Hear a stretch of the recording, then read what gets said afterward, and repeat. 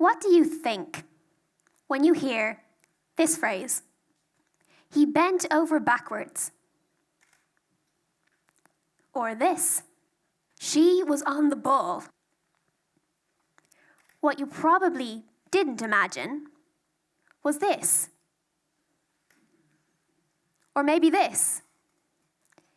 The English language is full of colourful expressions, metaphors, slang, and we use these in the conversations that we have every day. For 99% of the population, it's a comfortable means of communication. For the remaining 1%, however, all that colourfulness is not only uncomfortable, but extremely confusing. And not only because people bend over backwards or are on the ball, but because a simple wink can have different meanings in different contexts. And sometimes a friend will say something to another friend which sounds like an insult, but it makes them laugh instead of cry. Who are these people who see funny pictures of flexible men or who can't understand sarcasm? These people have a condition called Asperger syndrome, which is a type of high-functioning autism. Now, usually, when I say autism and I ask people what they understand by it, they tell me it looks something like this. Your quirky genius type. Stimming, bouncing, flapping, rocking, or my personal favourite, restricted interests.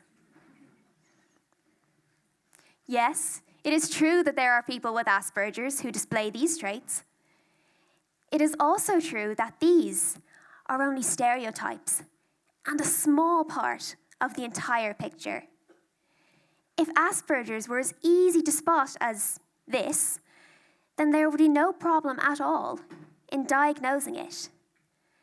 Unfortunately, Asperger's, like life, is far more complicated. And if you're a girl with Asperger's, things get even more tricky, because all the diagnostic tools that the professionals use were designed to spot Asperger's in boys. Now, this gender bias leaves thousands of Asperger girls undiagnosed, unsupported, sometimes even after they've taken the test. My younger brother was diagnosed as being on the spectrum when he was 3.5. His autism was obvious, or stereotypical. He was late to talk, he bounced and flapped his hands, and he wouldn't make eye contact. My parents took him to get an assessment done. Within 2 months, he was diagnosed, and the proper supports were put in place to help him. Fast forward 8 years, and he's doing just great. And then there was me. I didn't bounce. I didn't flap. I was a shy but diligent student. I got good grades, and I didn't cause trouble. But what I did do was hide under the table and cover my ears at lunchtime because the noise of my chatting peers was too much for me to cope with. I was quiet. I let others make up the rules of the games we played, and I shared my sparkly pens when no one else would. And it took 14 years for anyone to notice that I was struggling desperately. For many high-functioning girls, it takes even longer. Why is this? Shouldn't our confusion around other people be obvious to our teachers, our friends, let alone our parents? And what I found is that there is a very simple, if unfortunate, reason for this. It's because of something we do to cope. We do it subconsciously, but it results in us camouflaging our autistic traits. And it is called masking. Asperger's girls are usually bright and sensitive, and when we're younger, we use these qualities to achieve a kind of superficial social competence. Like detectives, we watch and we listen and we try to make sense of the things people do and why they do them. It's a hard job. It's exhausting. We work both day and night shifts. The clues often lead us wrong. But we don't have any other choice, because it's our means of coping in a world which is so socially confusing to us. When I was younger, I would mimic my favourite cartoon characters, their way of walking, the words they used, and how they spoke to one another.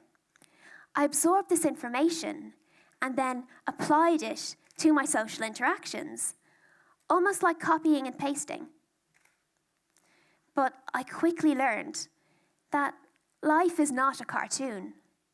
People are not characters who behave predictably.